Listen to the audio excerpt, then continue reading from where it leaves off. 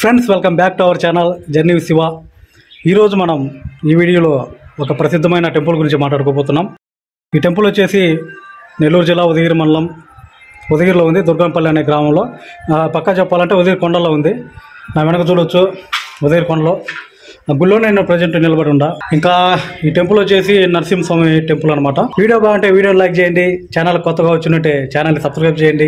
ఇలాంటి మరిన్ని వీడియోలని చూడాలనుకుంటే ఛానల్ సబ్స్క్రైబ్ చేయండి. ఇలాంటి ఎన్నో అద్భుతాలని మీ ముందు ఉంచుతాం. ఇది చూడాలంటే భూమిపైన ఒక అద్భుతం అని చెప్పొచ్చు ఈ గుడి. ఇలాంటి గుళ్ళు మన దేశంలో, మన రాష్ట్రంలో, మన జిల్లాలో, మన ప్రాంతంలో ఎన్నో ఉన్నాయి. వాటన్నింటి చూపించడమే నా బాధ్యత. సో నేను బాధ్యత పెట్టుకున్నాను అన్నమాట. ఫేమస్ అయిపోదాం. ఫేమస్ అవ్వాలంటే మీరు చేయాల్సింది ఏంటంటే సబ్స్క్రైబ్ చేయండి ఛానల్ని, మన ఛానల్కి బూస్ట్ ఇవ్వండి. తర్వాత ఈ వీడియోని లైక్ చేయండి. వీడియోలోకి పోయే ముందు ఇదన్నీ చెప్తున్నాను మీకు. తర్వాత వీడియోకి పోండి, చూడండి ఎలా ఉందో చూడండి. అంటే నా మాటలు నన్ను కాదు, ఈ వీడియోని చూడండి, ఈ అద్భుతాన్ని చూడండి. ఈ అద్భుతానికి ఒక లైక్ వేసుకోండి.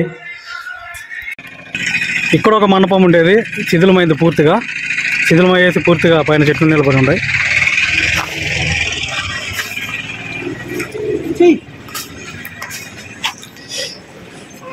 తాళం వేస్తున్నారు కాబట్టి మనం గోడ దూకి అవతలకి పోదాం.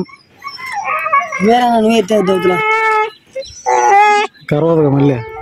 మన లోపలికి వచ్చి బయటికి చూస్తే ఇలా ఉంది. ఇంక చూసి రాళ్ళు జారిపడే మాత్రం ఉండే.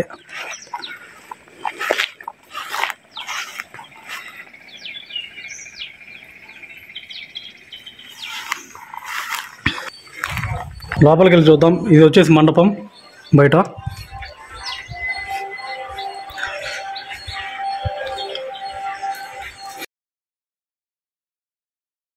ఫస్ట్లో ఎంట్రన్స్లో చూడవచ్చు మనం ద్వారపాలకు ఉన్నాయి. ఇది డిఫరెంట్గా ఉండవు. వీళ్ళు వచ్చేసి జయ విజయ అంటారు వీళ్ళని. విష్ణుమూర్తికి ద్వారపాలకులు. పైన లక్ష్మీదేవి. ఇంకా లోపలికైతే పోదాం. లోపలంతా పాలిస్ రాళ్ళు వేస్తుండ్రు, పాత్రాలు పోయేసినాయి. సిమెంట్తో ఈ మధ్య పూత అయితే పూసిండ్రు, రాళ్ళు జారిపడకుండా.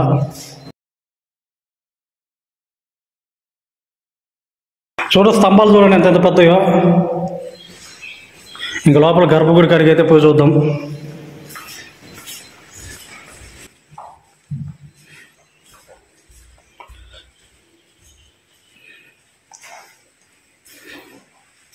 లోపల పీఠం అయితే ఉంది. పీఠం పైన విగ్రహం అయితే లేదు.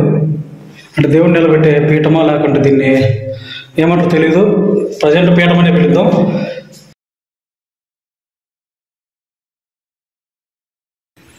లోపల చీకటిగా ఉంది. బయట అయితే ఒక లైట్ వేసి ఉండరు. ఇక నరసింహస్వామిని అయితే పట్టం పెట్టుండ్రు.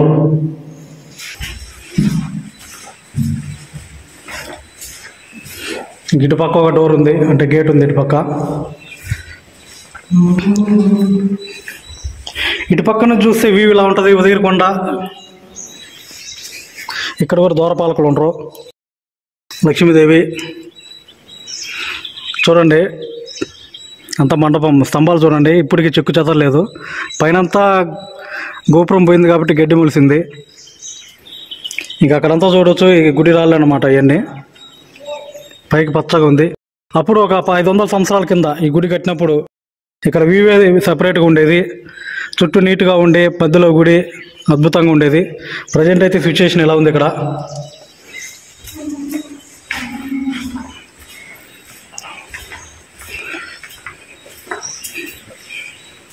ఇంకా లోపలైతే చూపించాను, ఇప్పుడు బయట చూద్దాం. ఇక్కడ నెమళ్ళు చూడవచ్చు.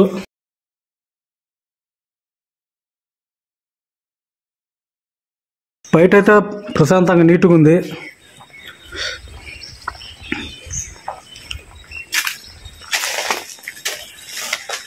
శాసనం ఉంది. మన దరిద్రం ఏంటంటే మన వాళ్ళు యాత్ర తాపుకోలేక సున్నాలు వేసి నొక్కుతారు.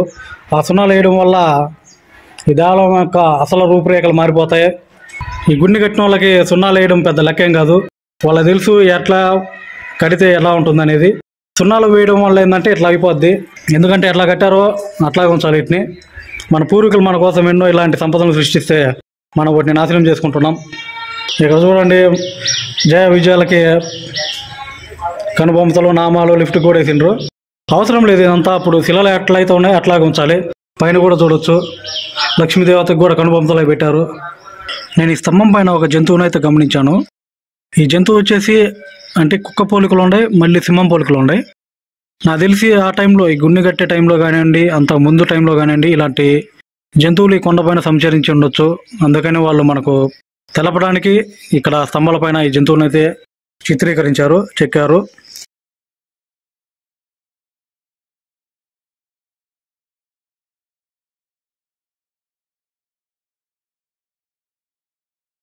మనం ఇక్కడ స్తంభాలన్నీ లెక్క పెడితే 32 స్తంభాలు వచ్చినాయి.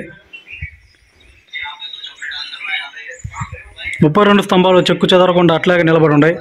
ఇప్పటికీ ఇక్కడ ఫ్లోర్ అయితే చెదిరిపోయింది, అందుకని మన వాళ్ళు ఇక్కడ సిమెంట్ అయితే పూత పూసిండ్రు సిమెంట్తో. ఇంకా లోపల చూపించాను, బయట చూపించాను, ఇంకా చుట్టుపక్కల చూపిస్తాను. పైన గోపురాలు అయితే పడిపోయినాయి, లోపల దేవుడు అయితే విగ్రహం అయితే లేదు. మన గుడికి రైట్ సైడ్ అయితే పోతున్నాం. పైన గోపురం ఉండేది, గోపురం కూలిపోయేసింది. దాని రాళ్ళు ఎక్కడ ఉండేది తెలీదు. మొత్తం క్లీన్ అండ్ గ్రీన్ అయినట్టు అయిపోయింది పైన. ఇప్పుడు ప్రజెంట్ అయితే గ్రీన్గా ఉంది, అంత గడ్డి మొలిసి చెట్లు అయితే ఉన్నాయి.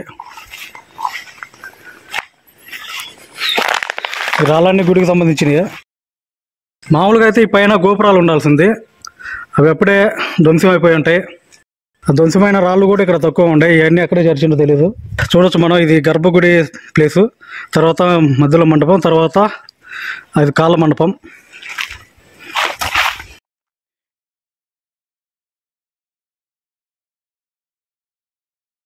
ఈ రాళ్ళన్నీ గుడికి సంబంధించినవి. చూడండి, పెద్ద రాయికి హోలు ఇక్కడ స్తంభాలు పెట్టేది అనమాట. ఇది పైన ఉండొచ్చు, కింద అయినా ఉండొచ్చు. ఇక్కడి నుంచి చూడండి, ఉదయ్ కొండ పక్కనే గుడి. అంటే ఆ కాలంలో ఈ సీనరీ అనేది డిఫరెంట్గా ఉండేది, చాలా అందంగా ఉండేది.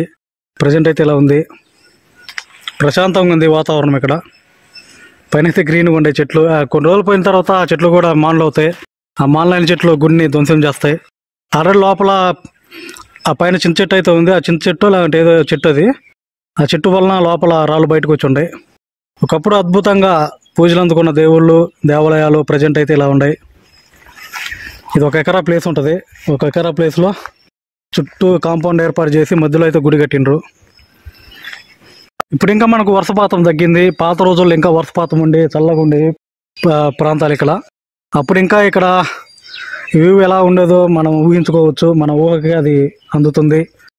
అంటే ఇక్కడంతా మంచు పడుతూ ఉంటుంది, మంచులో పెద్ద గోపురంతో ఒక గుడి, వెనకాల ప్రకృతి కొండలు పచ్చగా ఉండేవి. ఈ సీనరీ చూడడానికి సీన్ ఎలా ఉంటుందంటే మనం సినిమాలో చూడొచ్చు అలాంటివి. అసలు ఆ వ్యూవే వేరే ఉండేది. అంటే నేను చెప్పే అవ్వకపోయినా మీకు అర్థమయ్యే ఉంటుంది అనుకుంటున్నా. సో ఫ్రెండ్స్, ఈ వీడియో మీకు నచ్చినట్లయితే లైక్ చేయండి, కామెంట్ చేయండి. అంతగా ఎక్కువ నచ్చినట్లయితే మీ ఫ్రెండ్స్ కూడా షేర్ చేయండి. మన ఛానల్కి గ్రోత్ ఇవ్వండి. మరొక వీడియోలో మళ్ళీ కలుస్తాను. అంతవరకు బాయ్ బాయ్.